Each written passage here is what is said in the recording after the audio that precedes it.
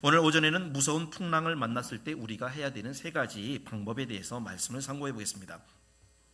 성경에는 세상을 바다로 표현한 곳이 굉장히 많습니다. 왜냐하면 바다가 시시때때로 크고 작은 풍랑이 일어나는 곳이잖아요. 우리가 내륙에 살고 있어서 잘 모르지만 바다 근처에 사시는 분들은 태풍이 한번 몰아치게 되면 이 바다가 상상을 초월할 수 없는 굉장히 무서운 곳으로 변하게 됩니다. 마찬가지로 우리 인생의 바다도 크고 작은 풍랑이 끊임없이 일어나게 되는데요. 그 이유는 전도서 7장 14절의 말씀과 같이 하나님께서 형통함과 곤고한 날을 병행하게 하셨기 때문입니다. 그래서 형통하게 잔잔할 때도 있지만 곤고할 때 풍랑이 일어날 때도 있다라는 거죠. 중요한 것은 성경에 보면 이 모든 풍랑을 허락하신 분도 하나님이시고 풍랑을 또 잠잠케 하시는 분도 하나님이십니다. 시편 107편 25절에 여호와께서 명령하신즉 광풍이 일어나 바다 물결을 일으키셨다라고 말씀했습니다. 그런데 29절 그 뒤에 보면 반대로 하나님께서 광풍을 고요하게 하사 물결도 잔잔하게 하시는도다. 분명히 하나님이 일으키시기도 하고 광풍을 잠잠하게 하시기도 하는 분입니다. 특별히 성경에서는요, 이 바다에서 이 세상을 의미하죠. 큰 광풍의 위기를 만난 경우가 성경에 3번 나옵니다. 3번. 그리고 그 인물들이 있는데 바로 구약의 요나, 신약의 사도 바울, 그리고 갈릴리 바다에서 광풍을 만난 예수님의 제자들입니다. 이 세 종류의 사람들이죠. 그런데 감사하게도 이 풍랑을 만날 인물들이 무서운 바다의 광풍에 빠져 죽었느냐? 그렇지 않아요. 광풍에서 다 살아남게 됩니다. 혹시 이 시간 인생 가운데 지나온 과거 또 현재 앞으로 우리에게 거센 파도와 광풍이 혹여라도 일어날 수가 있지만 그럴 때에는 이 광풍을 만난 이 종류의 사람들과 같이 우리도 그대로 한번 해보는 겁니다. 반드시 우리가 만나게 될 무서운 바다의 광풍이 잠잠해지고 고요하게 될 것입니다. 이 시간 잘 들으시고 어떻게 무서운 광풍 파도가 잠잠하게 되느냐? 자, 첫 번째, 요나와 같이 나의 옛사람을 죽일 때 풍랑은 잠잠하게 됩니다. 요나서 1장 15절을 한번 읽어보겠습니다. 시작. 요나를 들어 바다에 던짐에 바다가 뛰노는 것이 곧 그친지라. 아멘. 요나가 바다에서 풍랑을 왜 만났습니까? 하나님 말씀에 불순종했죠. 불순종한 사람이었기 때문에 만난 겁니다. 우리로 말하면 서울로 가라는데 부산으로 도망을 갔죠. 그래서 요나서 1장 4절에 하나님이 큰 바람을 바다에 내리시며 무서운 폭풍이 일어나게 하셨다라고 말씀했습니다. 요나와 함께 배에 탄 사람들이 온갖 방법을 다 써도 풍랑이 잠잠하게 되질 않죠. 살아남을 수가 없습니다. 그때 맨 마지막에 요나가 이렇게 말하죠. 나를 들어서 바다에 던지라. 그러면 바다가 잠잠해지리라. 선원들이 요나를 저렇게 바다에 던지자 바다가 잠잠해지게 됩니다. 자, 여기서 바다의 풍랑을 잠잠하게 하는 방법이 하나죠. 요나를 바다에 던지는 것입니다. 바다에 던진다라는 게 뭐예요? 요나를 죽이는 거죠. 요나가 자기를 바다에 던지라, 나를 죽여라, 그 의미입니다.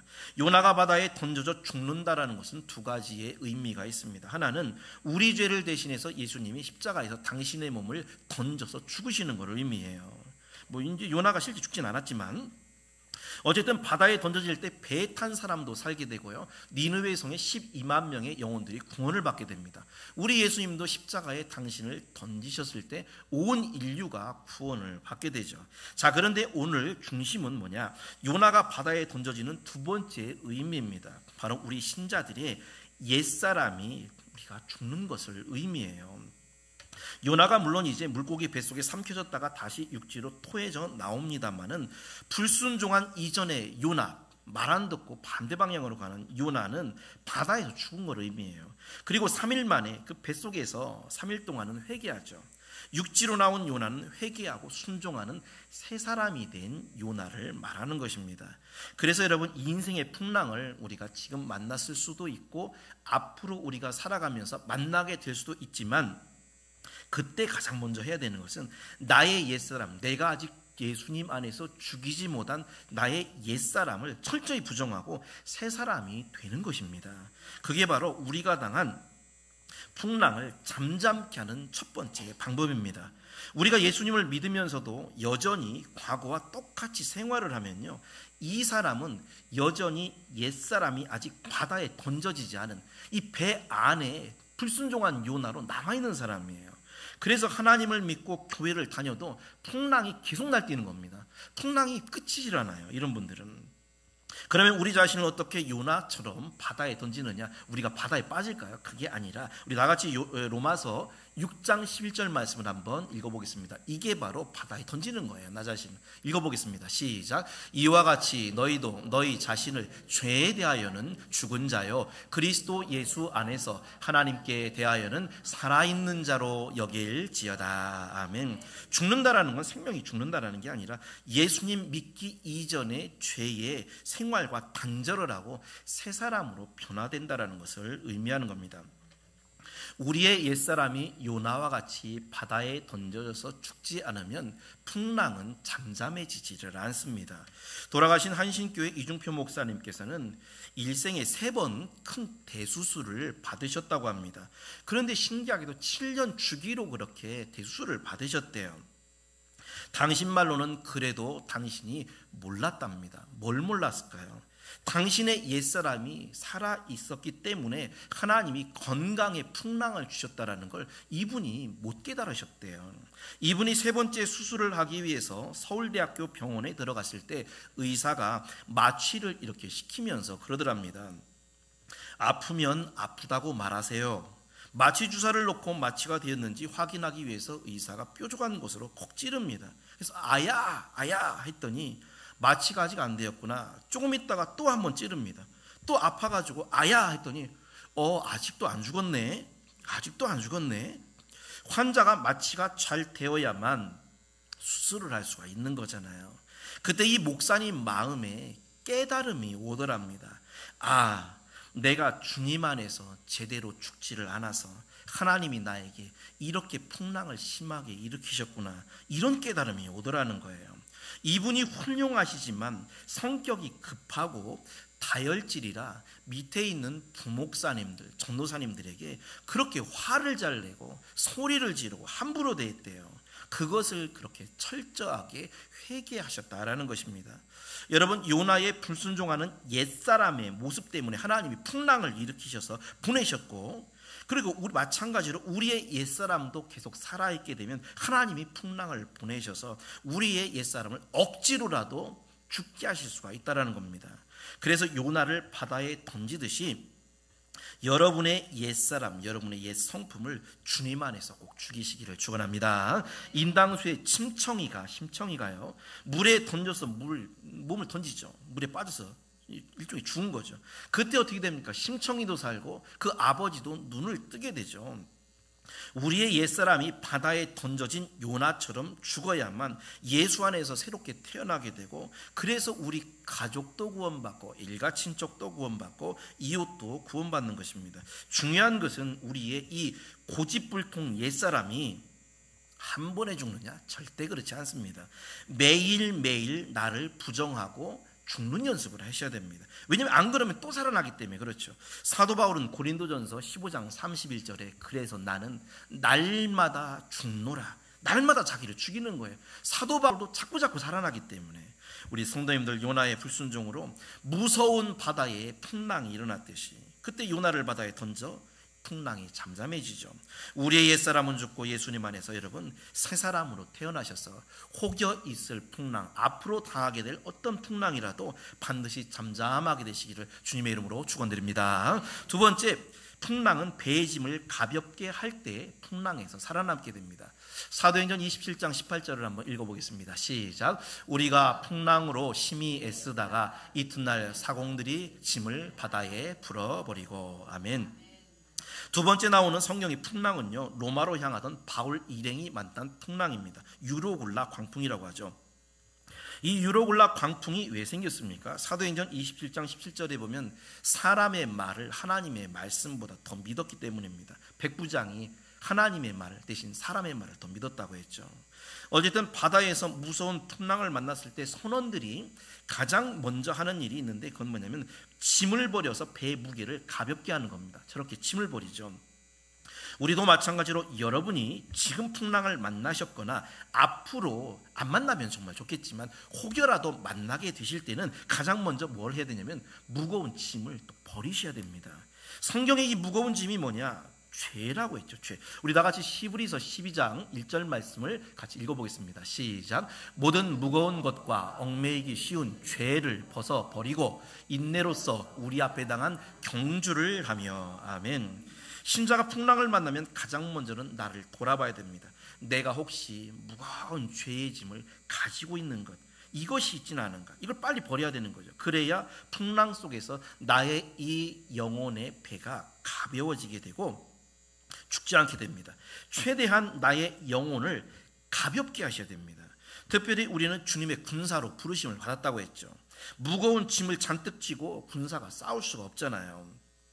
그 옛날 알렉산더 대왕이 동방 원정을 갈 때 계속해서 가는 곳마다, 이 동방이라는 것은 페르시아의 전쟁을 얘기하는 겁니다. 승리를 이제 계속해서 거두게 되죠. 그런데 어느 때부터인가 이 군사들이 행군 속도가 느린 거예요. 터벅 가는 겁니다. 알렉산더 대왕이 가만히 보니까 그 이유가 군사들이 그동안 전쟁터에서 얻은 전리품을 이 몸에 잔뜩 짐처럼 치고 가고 있었기 때문입니다. 고향으로 돌아가서 그 전리품을 팔아서 이제 한몫 잡아 잘 살겠다, 그 생각을 한 거죠. 알렉산더 대왕이 그 즉시 모든 군사들에게 행군을 멈춰라, 몸에 달고 있는 모든 전리품을 다 모아서 불에 태우라 명령을 합니다. 군사들이 반발을 하고 불평을 했지만 어쩔 수 없이 따르게 됩니다. 몸이 가벼워진 이 알렉산더의 군사들이 다음 전쟁에서도 그 다음 전쟁에서도 승리를 하고 결국은 페르시아 제국을 무너뜨리고 헬라 제국, 거대한 제국을 이루게 되었다는 겁니다. 여러분, 내가 죄의 짐을 버리지 못하게 되면 우리는 빠져 죽을 수밖에 없잖아요. 그래서 하나님이 우리를 살리시기 위해서 이 죄의 짐을 버리기 위해서 풍랑을 보내실 수 있다는 겁니다. 지금 바울이 탄 배의 선장과 선주에게 가장 중요한 건 어떻게 보면 그 사람들 입장에서는 짐이죠. 짐. 이 짐을 가져가야 이익을 얻기 때문입니다. 그런데 이 짐 때문에 오히려 바다에 가라앉게 되고 결국은 생명을 잃게 되는 거죠. 그래서 폭풍이 치는 바다에서는요, 물질에 대한 집착이나 배에 실린 화물, 이런 것들을 과감하게 버려야 됩니다. 그래야 생명을 살 수가 있어요. 거센 파도가 쉴 새 없이 몰아치는 이 세상에서도 이것은 똑같이 영적으로 적용이 되게 됩니다. 인생을 살면서 우리의 신앙의 배 안에 우리는 지금 배를 타고 천국으로 가고 있는 거나 똑같아요. 그럴 때 이 안에 죄의 무거운 짐을 우리가 가득 싣고 다니면 결국 이 무거운 짐 때문에 풍랑에서 침몰을 하게 된다는 것입니다.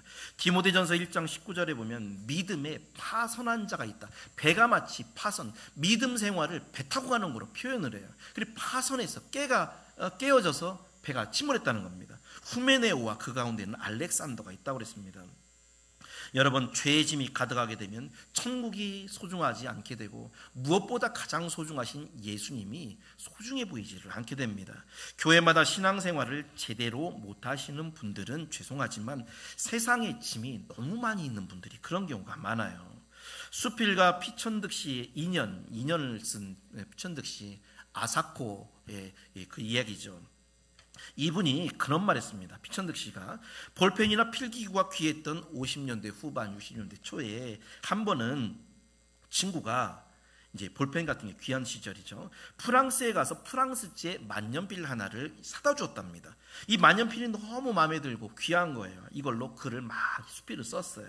그런데 프랑스에 이분이 파리에 갈 기회가 있어서 갔는데 아니 거기에 자기가 그렇게 아끼던 만년필과 똑같은 만년필이 잔뜩 있던 겁니다. 그래서 거기서 몇 자루를 이제 더 사온 거예요. 아, 그런데 이게 웬일입니까? 만년필이 하나일 때는 큰 만년필이 그렇게 귀하고 좋고 살뜰하고 정이 가더니만 몇 자루가 더 생기니까 갖고 있던 만년필에 대한 소중함이 싹 사라져 버리더라는 겁니다. 그날 이후로 프랑스에서 몇 자루 사온 만년필을 그 즉시 사람들에게 다 나눠줘 버렸답니다. 무슨 이야기냐? 내 것이 많으면, 세상 것이 많으면 좋을 것 같지만 정말 소중한 것을 잃어버릴 수가 있다라는 거예요. 우리도 마찬가지로 내 생활 속에 물질이 많고 짐이 많고 화려한 것이 많을수록 좋아 보일 수는 있지만 이 풍랑의 바다에서는요, 우리의 생명이 되시는 예수님을 정작 잃게 된다라는 겁니다. 대신 죄만 쌓이게 되죠. 우리 성도님들, 무서운 풍랑을 여러분이 앞으로 혹여라도 만나실 때가 있다면 가장 먼저 해야 될 일은 내가 혹시 버리지 못한 무거운 짐이 무엇인가를 꼭 살펴보시고 항상 이 무거운 짐을 이 세상의 바다에 버리셔서 여러분의 신앙의 배가 가볍게 천국에까지 꼭 이르게 되시기를 주님의 이름으로 축원드립니다. 세 번째, 마지막으로 바다에서 풍랑을 만났을 때는 기도로서 예수님을 깨워야 됩니다. 우리 38절 마가복음 우리 읽어본 말씀 다시 한번 읽어보겠습니다. 시작. 예수께서는 그물에서 베개를 베고 주무시더니 제자들이 깨우며 이르되 선생님이여 우리가 죽게 된 것을 돌보지 아니하시나이까 하니. 아멘. 예수님이 지금 주무시고 계시죠. 풍랑은 일었는데, 그래서 제자들이 예수님을 깨우면서, 우리 화면 한번 보겠습니다. 예수님을 깨우면서 우리가 죽게 생겼습니다. 예수님이 깨우셔서 바람을 꾸짖으시고 바람들어 잠잠하라 고요하라 이렇게 명령해 주셨다는 거예요. 자, 여기서 예수님을 깨우는 게 뭐를 의미할까요? 바로 기도로서 깨우는 것을 의미하는 것입니다.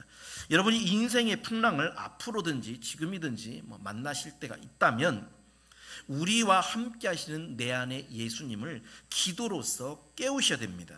그냥 깨우는 게 아니라 간절히 깨우셔야 돼요. 지금 예수님이 풍랑에서도 주무시니까 얼마나 깊이 주무신 거예요. 그냥 귀에다 대고 예수님 풍랑이 일어났어요 이러면 예수님이 일어나시겠어요? 막 예수님을 막 흔들어야 됩니다. 우리 다 같이 시편 50편 15절 말씀 한번 읽어보겠습니다. 시작. 환난 날에 나를 부르라 내가 너를 건지리니 내가 나를 영화롭게 하리라. 아멘. 이 환난을요 마치 바다에 빠진 것 같이 그렇게 표현하고 있어요.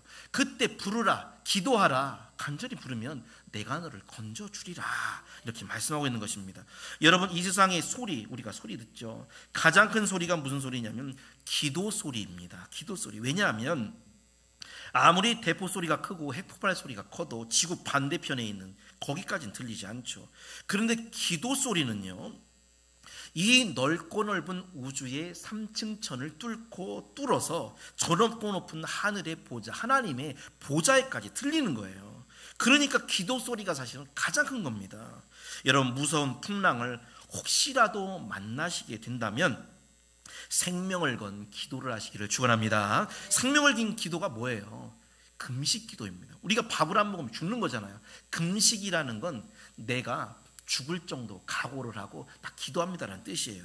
지금 은퇴하신 인천의 산성교회 이천수 목사님, 저도 이분 책 많이 읽고 이분의 영향 참 많이 받았는데, 이분은요 당신네 교인들 중에 환난을 이렇게 당하고 문제를 가지고 이렇게 오면 무조건 상담해봤자 어떻게 해결해 줄 수가 없는 거잖아요.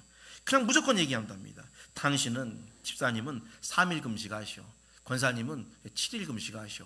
금식 얘기를 해주신다는, 금식 기도 시킨대요. 왜냐하면 그 방법이 주무시고 계신 예수님을 깨워서 이 파도를 잠잠하게 하는 방법이기 때문이다라는 겁니다. 지금 돌아가신 안희숙 사모님 여러분 아시나요? 우리 화면 한번 보겠습니다. 안희숙 사모님, 죽으면 죽으리라 굉장히 유명하시죠. 내일 일은 남 몰라요 작사하신 분입니다. 이분이 저게 이제 처녀 시절 일제시대 때 사진이에요.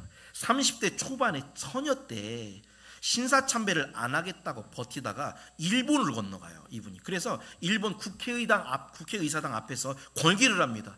신사참배는 부당하다. 하나님만이 참 하나님이시다. 하나님을 잘 안 믿으면 너희도 다 망한다. 이렇게 막 이제 이 처녀가, 30살 처녀가 가가지고 걸기를 한 거예요. 결국 붙잡혀가지고 국가 반역죄, 반란죄로 사형 선고를 당하게 됩니다.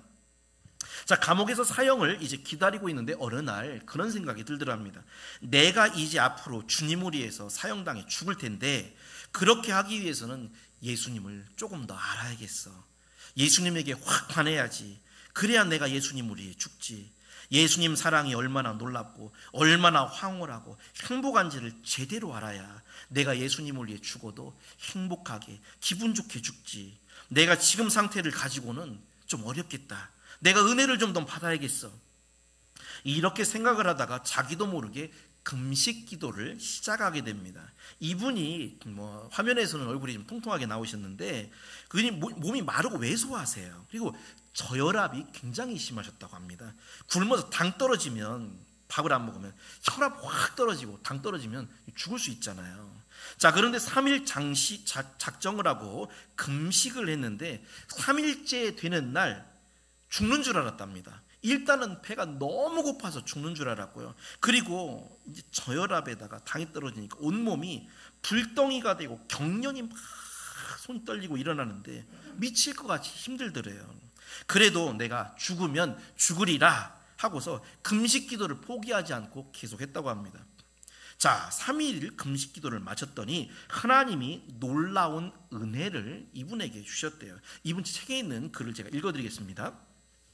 금식이 끝나자 얼마나 놀라운 힘이 나며 믿음이 굳어지고 성경 말씀이 더 깊이 깨달아지는 줄 모릅니다.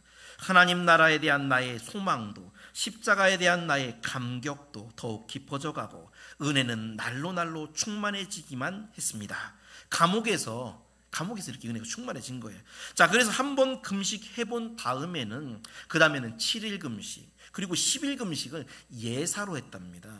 자, 그렇게 해서 감옥이지만 아주 풍성한 은혜의 자리가 들어가게 됐는데 갑자기 어느 날 8월 15일에 해방이 되었다. 이 사람 풀어주더라는 거예요. 이분을 말 그대로 무서운 일제의 박해의 풍랑, 죽음의 위협, 사형의 풍랑이 몰아닥쳤지만 하나님께 식음을 전폐하고 기도하니까 그 풍랑을 하나님이 잠잠하라, 고요하라, 잠잠하게 해주셨다는 겁니다. 여러분, 아무리 무서운 풍랑이 우리 삶에 일어날지라도 하나님께서는 식음을 전폐하고 은밀히 보시는 주님 앞에 나와서 여러분이 기도하시는 사람을 절대로 빈손으로 돌려보내시는 분이 아닙니다. 혹시 우리 중에 나의 신앙생활이 이래서는 안 되겠다 고민하시는 분 있습니까? 성경을 봐도 도무지 무슨 소리인지 귀에 안 들리고 예배가 지루하고 말씀을 들으면 졸리기만 하고 예수님을 믿기는 믿는데 마음에 기쁨도 없고 감사가 없고 날마다 불안하고 짜증만 납니까? 우리 다시 한번 화면 보여주세요. 바로 이런 분들이 누구냐? 말 그대로 예수님을 믿어서 배 안에 모시기는 했는데 그 예수님이 주무시고 계신 분들이에요. 풍랑 중에는 간절한 기도로서 예수님을 막 흔들어 깨워야 됩니다.